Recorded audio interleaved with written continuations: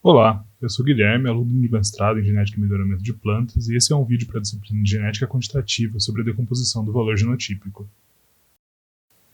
Essas ideias são baseadas em um artigo de 1918 escrito por Ronald Fisher sobre a correlação de caracteres quantitativos entre indivíduos aparentados.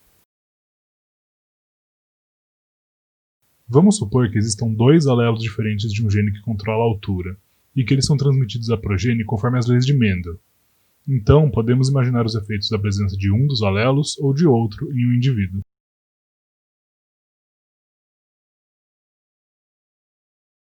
Podemos imaginar que há um valor genotípico por trás dos valores fenotípicos apresentados pelos indivíduos, isso é, por trás do valor observado da altura de cada um. No caso do indivíduo heterozigoto, a soma dos valores genotípicos de cada alelo corresponde ao valor genotípico aditivo. No entanto, há ainda a chamada dominância, causada pela presença do alelo dominante no seu genótipo. Podemos ainda repensar essa escala como se o ambiente fornecesse um valor de altura basal e somente o alelo dominante fosse responsável por um incremento no caractere.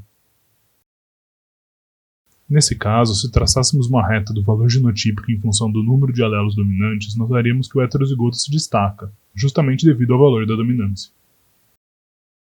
Na vida real, não conseguimos observar diretamente os valores genotípicos. Nós observamos os valores dos fenótipos, uma mistura dos valores genotípicos com um efeito aleatório causado pelo ambiente.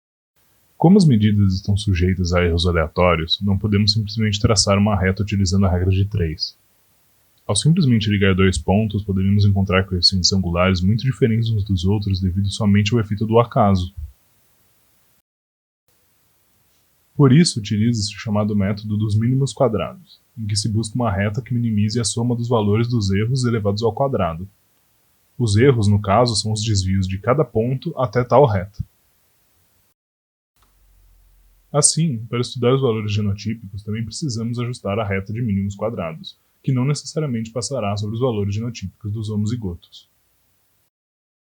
A angulação dessa reta representa o efeito médio de substituição alélica, isso é, o efeito esperado ao trocarmos um dos alelos de um indivíduo pelo outro, dada a estrutura de uma determinada população.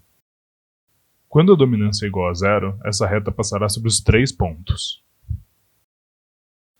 Nesse gráfico, vários indivíduos apresentam o mesmo genótipo e, portanto, o mesmo valor genotípico.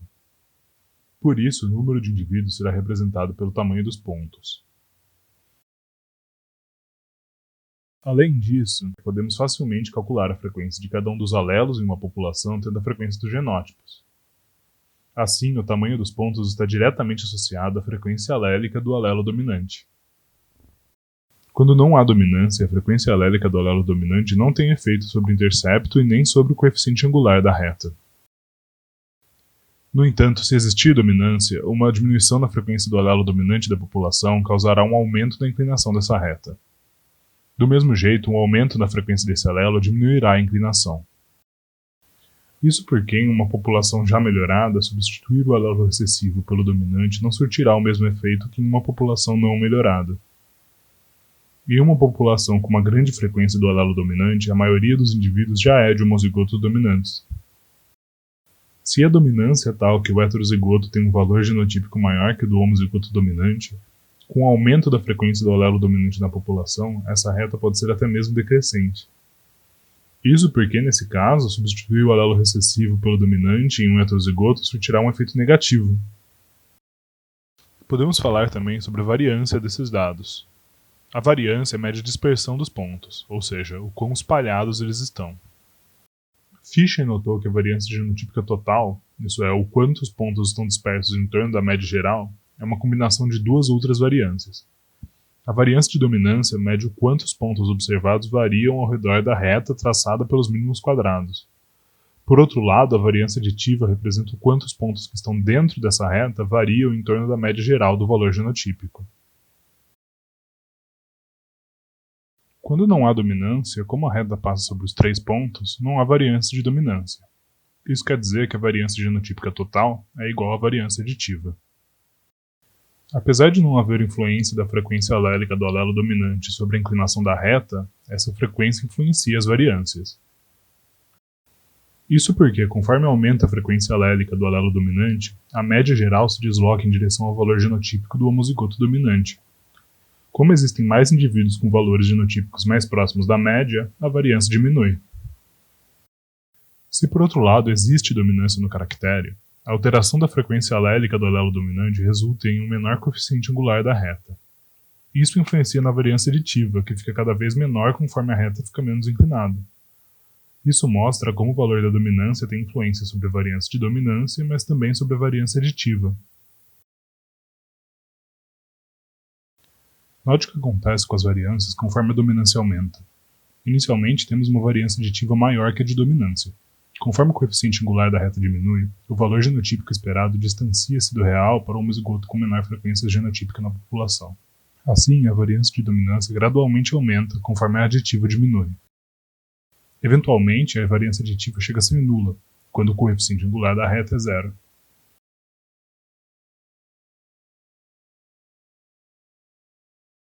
Nesse gráfico, o eixo x representa a frequência alélica do alelo dominante na população. Quando não há dominância, como vimos, a variância da dominância é igual a zero, independentemente da frequência alélica do alelo dominante. A variância aditiva, no entanto, varia em função dessa frequência. A variância total, por sua vez, é igual à variância aditiva. Conforme aumenta-se o valor da dominância, observe o que acontece com as variâncias. Algumas pessoas têm a ilusão de que a proporção entre a variância aditiva e a variância de dominância dá uma ideia da aditividade do caractere. Entretanto, como observado, a dominância tem influência também na variância aditiva. Assim, a variância aditiva pode ter um valor proporcionalmente maior do que o da variância de dominância, mesmo com altos valores de dominância. Essas ideias de Fisher foram muito importantes para fundamentar a genética quantitativa e a estatística moderna. Nesse artigo foram semeadas ideias que constituiriam a nossa forma de enxergar a ciência hoje em dia. Entretanto, apesar de todo seu conhecimento e intuição nas áreas de genética e estatística, Fisher apoiava e promovia a ideia de eugenia. A eugenia consiste em controlar a reprodução dos indivíduos para alcançar algum melhoramento genético na espécie humana. É uma concepção antiética que deve ser repudiada, já que classifica seres humanos como aptos ou não à reprodução. Esse fato mostra como a facilidade de uma pessoa com uma certa área do conhecimento não a torna uma autoridade em outras áreas. Além disso, essas visões não têm a ver com Fisher pertencer a uma outra época, sendo controversas até mesmo no seu tempo, e devem ser trazidas à tona mais frequentemente quando pensamos na sua figura ou lemos seus textos.